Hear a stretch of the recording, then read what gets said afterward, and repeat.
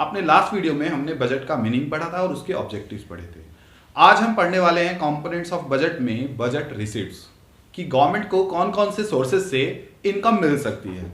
अगर हम बात करें नॉर्मल सोर्सेज की इनकम की, तो गवर्नमेंट के पास मेन सोर्स जो होता है इनकम का वो होता है टैक्स, कुछ होते हैं नॉन टैक्स रेवेन्यू, और कभी कभी गवर्नमेंट को पैसा उधार लेकर भी अपनी इनकम जनरेट करनी पड़ती है या फिर अपनी एसेट्स बेचकर भी इनकम जनरेट करनी पड़ती है।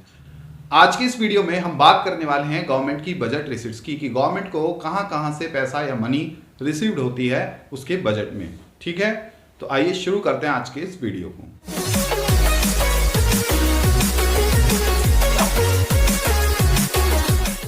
सबसे पहले तो हम बात करते हैं स्ट्रक्चर ऑफ गवर्नमेंट बजट की। स्ट्रक्चर में दो ही चीजें होती हैं, budget receipts and budget expenditure. अगर हम रिसिप्ट्स की बात करें तो दो तरह की रिसिप्ट्स हो सकती हैं गवर्नमेंट के पास, revenue receipts and capital receipts. अभी हम इनको डिटेल में स्टडी करेंगे। बजट एक्सपेंडिचर में भी रेवेन्यू एक्सपेंडिचर्स होते हैं और कैपिटल एक्सपेंडिचर्स होते हैं।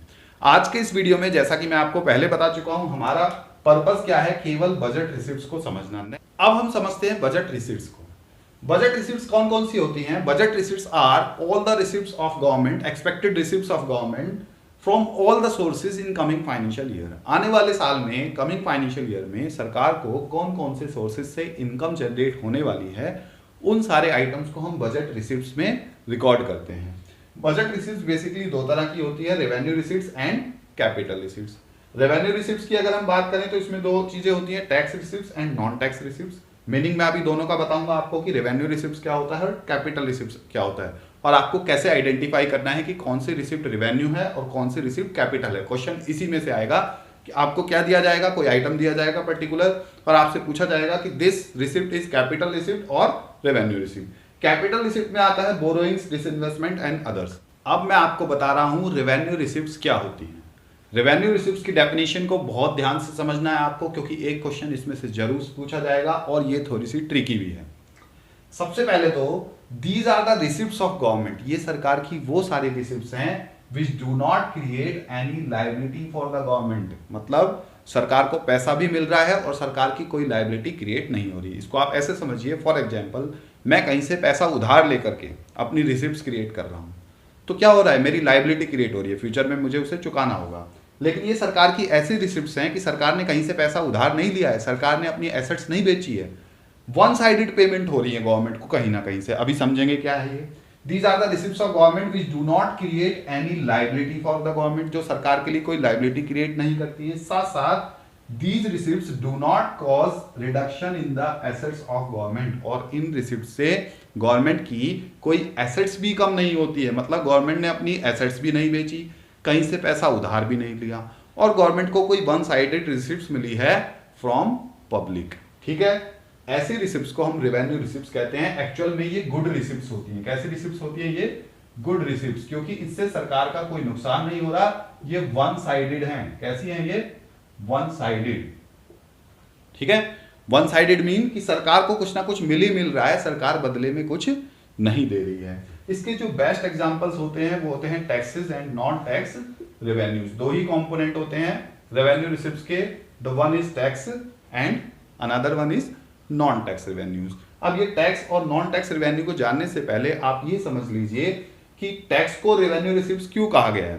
क्योंकि जब गवर्नमेंट को टैक्स मिलता है तो उससे गवर्नमेंट की कोई लायबिलिटी क्रिएट नहीं होती है। Tax is a compulsory payment from public to government. बदले में ये सरकार का कर्तव्य है कि वो कुछ ना कुछ रोड्स, लाइन, वेलफेयर इस पे खर्चा करेगी, लेकिन गवर्नमेंट लायबल नहीं है उसके लिए। ठीक है, कर भी सकती है और नहीं भी।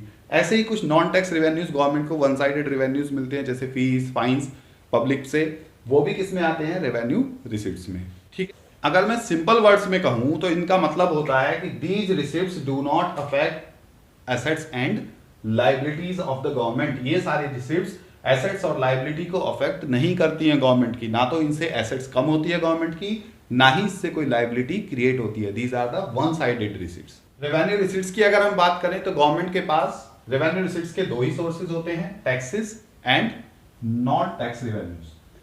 टैक्सेस क्या होते हैं? Taxes are the compulsory payment. Taxes एक तरह की कंपल्सरी पेमेंट है फ्रॉम पब्लिक टू गवर्नमेंट, जिसको पब्लिक चुकाने से मना नहीं कर सकती। गवर्नमेंट ने अगर आपके ऊपर टैक्स लगाया तो आपको पे करना ही पड़ेगा, रूल्स एंड रेगुलेशन के अकॉर्डिंग, लेजिस्लेशन के अकॉर्डिंग। ठीक है। तो टैक्सेस जो है वो 3 तरह के होते हैं, direct tax and indirect tax. Direct tax कौन से होते हैं? जिसको लगाए गए हैं उसी को पे करने हैं, जैसे income tax is A direct tax. Incidence and impact same person पे होता है। इसके ऊपर मैं एक अलग से वीडियो बनाऊंगा टैक्सेस के ऊपर, वो आप देख सकते हैं, ठीक है। तो direct tax and indirect tax. Indirect tax कौन से होते हैं? जो जिस पर लगाया गया उसको पे नहीं करना है, लगाया किसी और पर गया है, पे किसी और को करना है। Ultimate burden of these taxes lies on someone else. These are the indirect tax. Progressive tax and regressive tax. Progressive tax कौन से होते हैं? जो इनकम बढ़ने के साथ साथ इंक्रीज होते हैं। जैसे जैसे इनकम बढ़ती जाएगी वैसे वैसे टैक्स का रेट भी बढ़ता जाएगा। इंडिया में जो टैक्सेशन सिस्टम है वो प्रोग्रेसिव है। जिसकी इनकम ज्यादा है उसे ज्यादा टैक्स देना है, जिसकी इनकम कम है उसे कम टैक्स देना है। दूसरा है रिग्रेसिव टैक्सेशन। ज्यादा इनकम पे कम टैक्स देना होता है, रिग्रेसिव में कम इनकम पे ज्यादा टैक्स देना होता है। फिर आता है value added and specific tax. Value added का मतलब होता है जब ईच स्टेज ऑफ प्रोडक्शन पे वैल्यू एडिशन पे जो टैक्स लगता है, ठीक है, फ्रॉम मैन्युफैक्चरर टू रिटेलर, वो होता है वैल्यू एडेड टैक्स। जैसे कि GST is an value added tax. एक होता है स्पेसिफिक टैक्स जो क्वांटिटी के अकॉर्डिंग फिक्स होता है। वैल्यू एडिशन बार बार टैक्स नहीं लगता है, एक बार स्पेसिफिक टैक्स लग गया फिर वैल्यू एडेड टैक्स नहीं लगेगा। तो दीज आर द टैक्सेस। ये टैक्स के ऊपर मैं एक अलग से वीडियो बनाने वाला हूं, उसमें आप पूरा टैक्स को समझ सकते हैं। लेकिन आज हमारा टॉपिक क्या है? रेवेन्यू रिसीट्स में मेनली तो टैक्सेस आते हैं। टैक्सेस क्या होते हैं बस आपको इतने जाना है। These are the compulsory payment from public to government. दूसरे इसमें क्या होते हैं?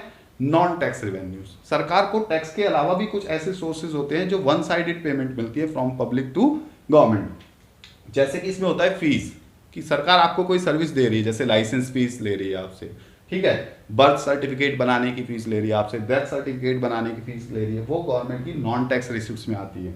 फिर आता है फाइन्स, कि आप अगर कोई कानून तोड़ते हैं, लॉ ब्रेक करते हैं, तो आपको फाइन देना पड़ता है, चालान भी बोलते हैं हम उसको, ये भी गवर्नमेंट की रिसिप्ट्स है। फिर है एस्चीट।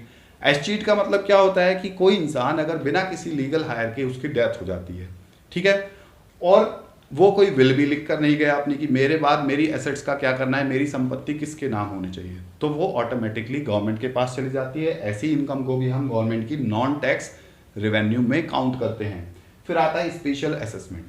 कई बार जो न्यूली डेवलप्ड एरियाज होते हैं, कोई नई कॉलोनी डेवलप की है, कोई नया सेक्टर डेवलप किया है आपके एरिया में गवर्नमेंट ने, तो वहां पर डेवलपमेंटल वर्क्स कराती है गवर्नमेंट, जैसे सीवर लाइन, बिजली, पानी की लाइन, कनेक्शन, ये सारी चीजें गवर्नमेंट देती है।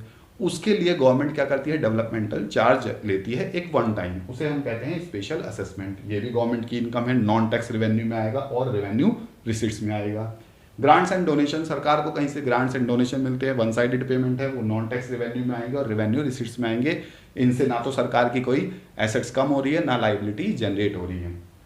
Income from public sector enterprise, सरकार के जो पब्लिक सेक्टर एंटरप्राइजेज हैं वहां से जो प्रॉफिट जनरेट करती है, जैसे Bharat heavy electronical limited, Indian oil corporation, बहुत सारी पब्लिक सेक्टर की कंपनीज हैं, वहां से अगर सरकार को इनकम जनरेट हो रही है तो वो किस में आएगी? नॉन टैक्स रेवेन्यूज में, ठीक है।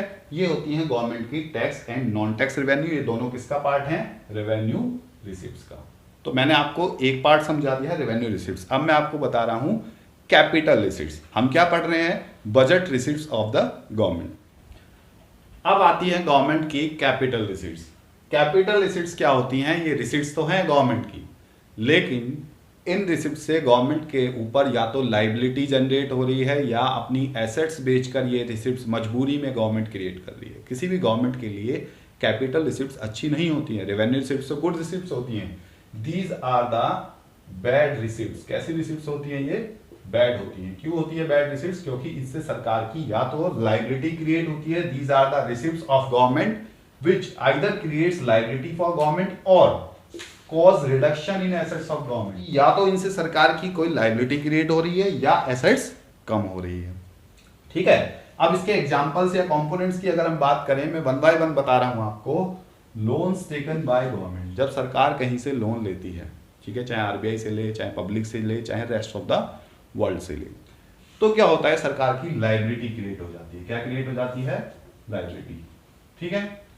क्योंकि गवर्नमेंट ने रिसिप्ट तो हो गई, पैसा तो आ रहा है गवर्नमेंट के पास, लेकिन कैसे आ रहा है? लाइबिलिटी जनरेट करके, ठीक है। Income from sale of government share, सरकार ने अपने गवर्नमेंट के शेयर्स बेच दिए किसी पब्लिक सेक्टर कंपनी के, प्राइवेट सेक्टर को, या अपनी कोई एसेट्स बेच दी, अपनी लैंड बेच दी, तो उस केस में क्या होगा, सरकार की एसेट्स डिक्लाइन हो जाएगी। क्या डिक्लाइन हो जाएगी, एसेट्स डिक्लाइन। यहाँ लायबिलिटी इंक्रीज हो रही थी, यहाँ पर एसेट्स क्या हो गई, गवर्नमेंट की डिक्लाइन हो गई।